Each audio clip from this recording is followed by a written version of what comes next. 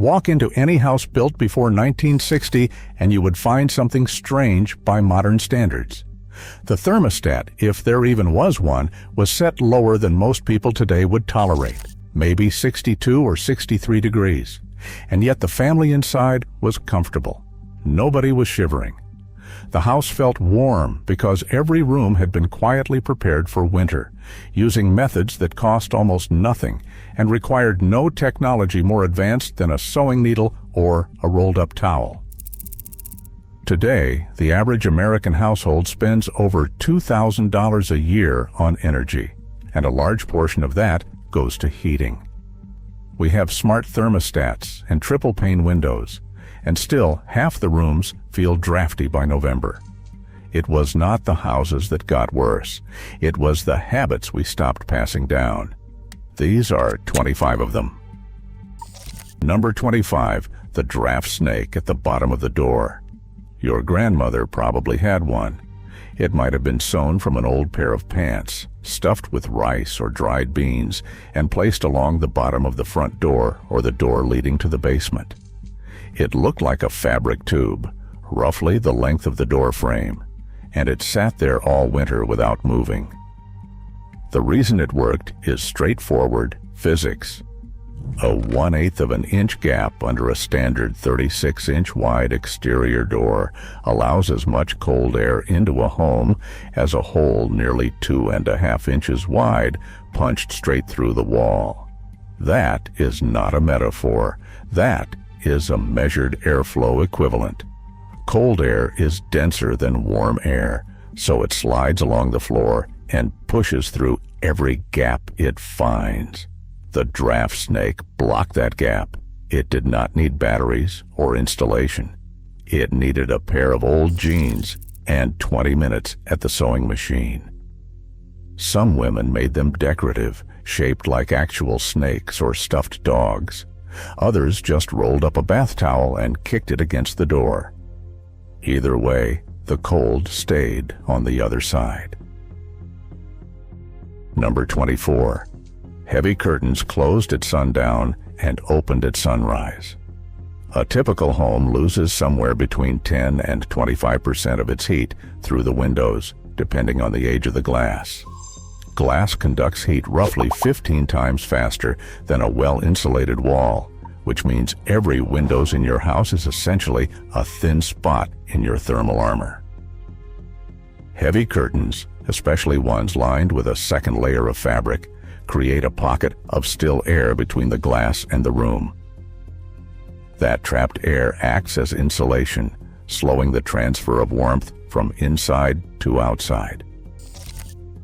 Your grandmother opened those curtains every morning to let the sun warm the house for free, and she closed them the moment the sun dipped below the horizon to trap that warmth inside.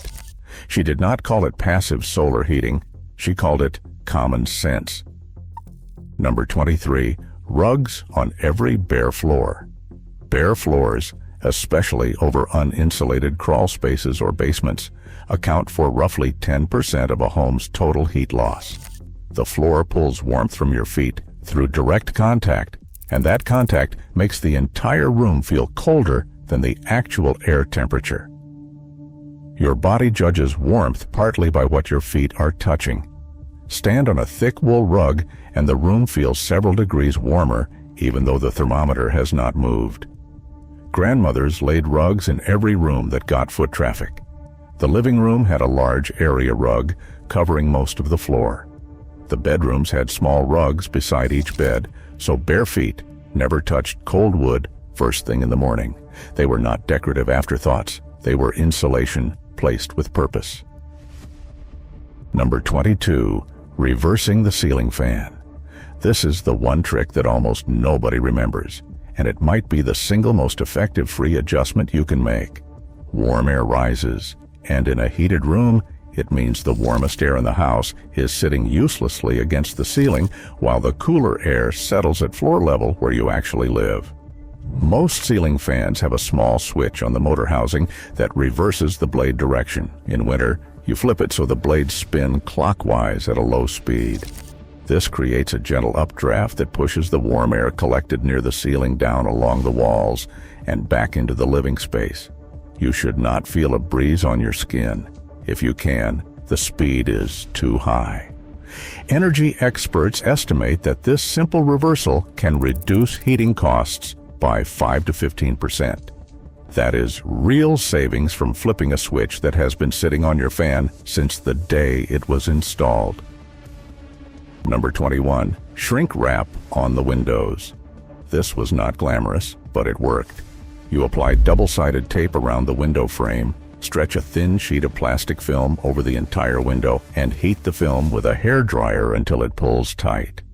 The heat shrinks the plastic taut, creating an airtight seal and a layer of trapped air that mimics the insulating effect of a second pane of glass. For families who could not afford double-glazed replacement windows, this was the next best thing. The kits cost a few dollars per window and took maybe 10 minutes each. Your grandmother might have used plain plastic sheeting and masking tape instead of the commercial kits. It did the same job. The windows were not going to open until spring anyway, so sealing them for the season was a practical trade.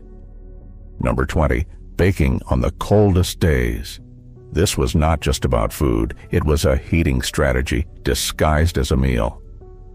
An oven running at 350 degrees for an hour radiates a significant amount of heat into the kitchen and the surrounding rooms. In a small house, which is what most families lived in before the 1980s, that heat made a noticeable difference. Sunday was roast day.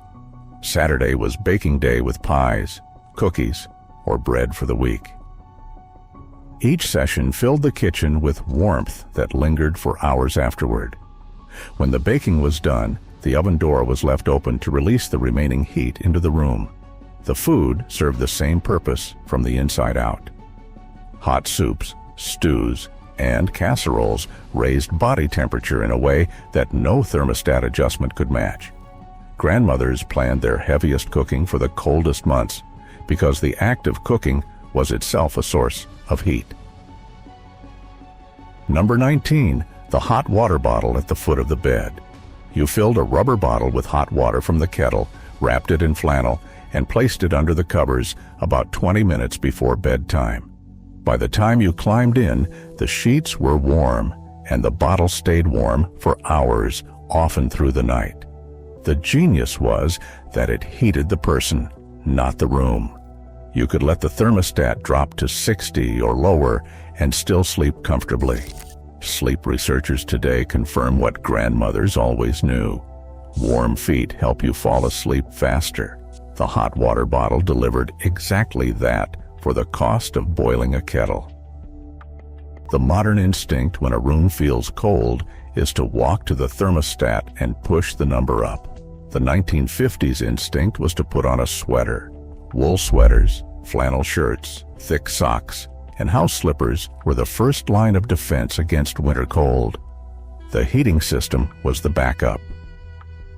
Layering works because trapped air between fabric layers acts as insulation. A thin undershirt beneath a wool sweater creates a pocket of warm air against the skin, far more effective than a single thick garment. Wool has a remarkable property. It insulates even when damp, which is why it has been the cold weather fabric of choice for centuries. The idea that a house should be warm enough for a t-shirt in January would have struck your grandmother as wasteful to the point of absurdity. Number 17. Closing off unused rooms. In a generation that heated with coal or oil, every room cost real, visible money. Families responded by closing doors to rooms nobody was using. The guest bedroom stayed shut from November through March. The formal dining room opened only for Sunday dinner or holidays. Radiator valves were turned down in empty rooms. Floor registers were closed. The principle was simple. Do not heat space that no one is standing in. The fewer cubic feet of air your system has to warm, the less energy it uses. Number 16. Sealing every crack and gap with whatever was available. Newspaper stuffed into gaps around window frames. Rags pushed where pipes entered the wall. cotton batting pressed under the baseboard, candle wax melted along the edge of a drafty window sash. Up to 38% of a home's heat loss comes from cracks and gaps in walls, windows, and doors that are often invisible to the naked eye. Air leaks around electrical outlets on exterior walls. Gaps where the chimney meets the wall, and spaces around plumbing all serve as escape routes for warm air. Today, a tube of caulk and a roll of weather stripping cost a few dollars. The principle your grandmother taught is the same. Find the holes, plug them. Number 15. Hanging quilts on the walls. A quilt hung on a wall that backs up to an unheated garage or porch adds a genuine layer of insulation. The fabric and batting trap a thin cushion of air against the wall, reducing heat conduction. Medieval castles used tapestries for exactly this purpose. The stone walls radiated cold, and the woven hangings created a thermal buffer. Your grandmother's quilt on the bedroom wall was doing the same job, just in a Cape Cod instead of a castle. Number 14. Closing the fireplace damper. An open damper is essentially an open window at the top of your house. Warm air rises straight up the chimney, and cold air gets pulled in through every crack in the building. The chimney effect can make an entire room noticeably colder within an hour. Your grandmother closed that damper the moment the last ember died, and did not open it again until the next fire was lit. Some families even stuffed a pillow into the fireplace opening as an extra barrier against drafts. If you are finding value in these old habits, consider subscribing. Each week, this channel looks at the quiet wisdom earlier generations carried, wisdom that still works if we are willing to pick it up again. Cooking on the stovetop instead of the microwave can help warm your home. A microwave heats food efficiently, but it does not heat the room. A pot of soup simmering on the stove for an hour releases steady, consistent warmth into the kitchen. A kettle of water on the back burner adds both heat and humidity to the dry winter air. Grandmothers kept something on the stove through much of the day during winter months, partly because meals were made from scratch and cooking took longer, and partly because a warm kitchen was where the family gathered. Number 12. Aluminum foil behind the radiator. If you had a radiator mounted on an exterior wall, a significant portion of the heat it produced was being absorbed by the wall and conducted outside. A sheet of aluminum foil, or a piece of foil-covered cardboard placed between the radiator and the wall, reflected that heat back into the room instead of letting it disappear through the plaster. It did not produce more heat. It redirected the heat already being generated. For the cost of a single roll of foil, you could meaningfully increase the effective output of every radiator in the house. Number 11. Keeping furniture away from heat sources. A sofa pushed against a radiator or a bookcase placed over a floor register blocks heat from circulating into the room. The heating system works just as hard, but the warmth gets absorbed by the back of the push instead of reaching the people sitting across the room. A blocked radiator can lose 25% or more of its effective output. Moving furniture costs nothing, and the extra warmth is immediate. Number 10. Adding blankets instead of raising the thermostat at night. The Department of Energy recommends setting the thermostat back 7 to 10 degrees for 8 hours overnight. Noting this alone can save up to 10% a year on heating. Your grandmother did not need the Department of Energy to tell her this. She just piled another quilt on the bed. Flannel sheets made the difference even bigger.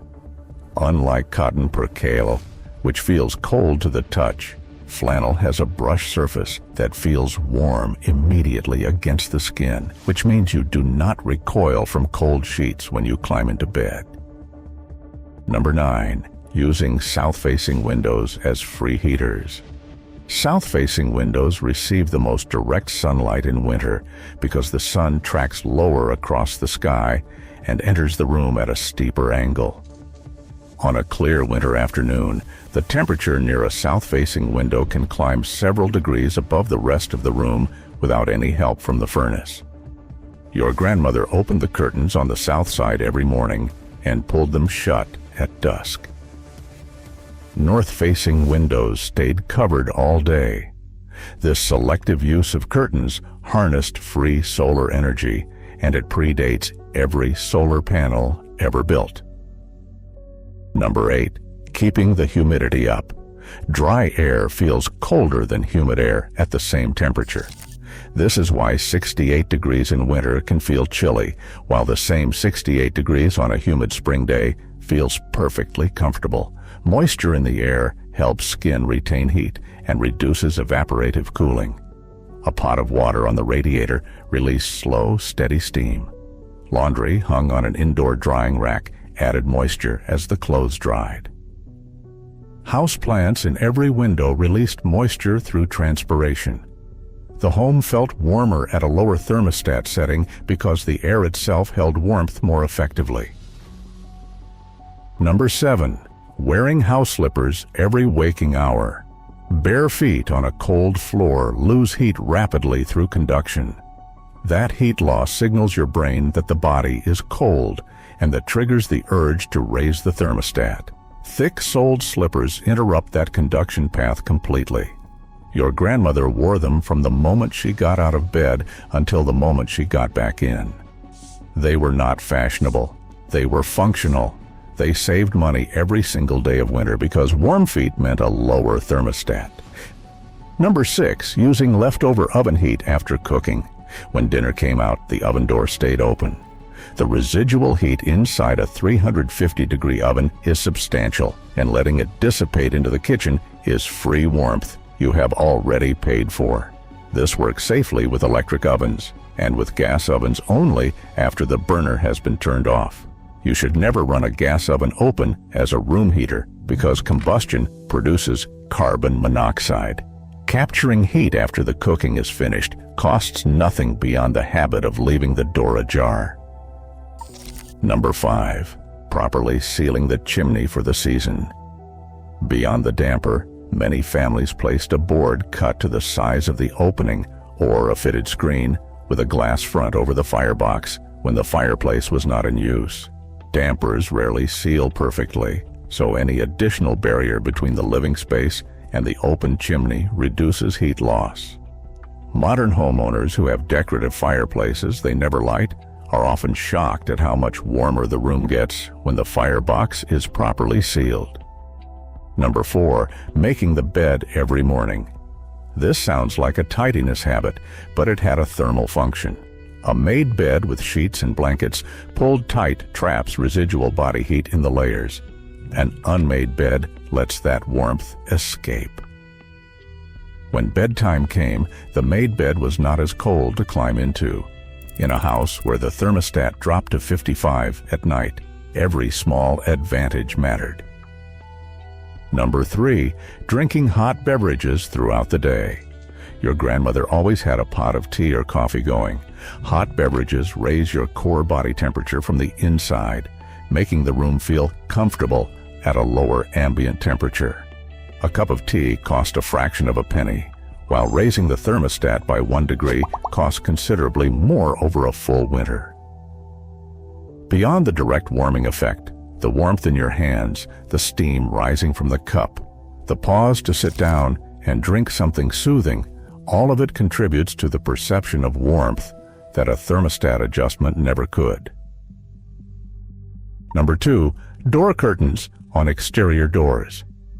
A heavy curtain hung over the front door on a spring-loaded rod, pushed aside when passing through and then falling back into place, created an insulating barrier between the cold outside and the warm inside. In homes where the front door opened directly into the living room with no entryway, this curtain made a dramatic difference. Around 35% of a home's heat escapes through walls and gaps around doors and windows. One piece of heavy fabric addressed one of the largest single sources of that loss. And number 1, the habit that tied all of them together. Thinking about heat like money. This was the foundational mindset behind every trick on this list. Your grandmother did not see heat as something that came from a thermostat. She saw it as something that cost real money from a real budget, and it was not to be wasted. It was not to be left escaping through an open window or a cracked door or an uncovered floor. It was to be captured, contained, and used as efficiently as possible. That mindset turned every room in the house into a small engineering project. The curtains were not just curtains. The rugs were not just rugs. The slippers were not just slippers. Every object in the house played a role in the thermal strategy, and that strategy ran continuously from the first frost in October to the last cold snap in April. Not a single one of these 25 tricks requires buying an expensive product, hiring a contractor, or upgrading equipment.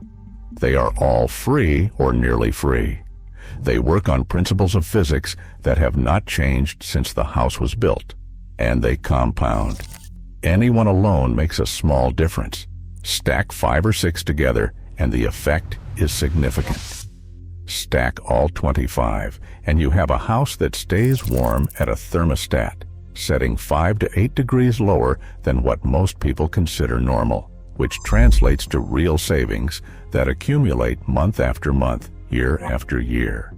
What makes these tricks worth learning is not nostalgia. It is the recognition that an earlier generation solved a problem we are still throwing money at. They did not have smart thermostats or triple-pane argon-filled windows. They had wool socks, heavy curtains, a pot of soup, and the deeply practical understanding that heat is precious, that cold air is persistent, and that a house kept warm by habits will always outperform a house kept warm by equipment alone.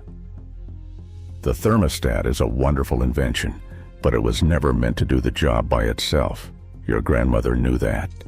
She would have told you too if anyone had thought to ask.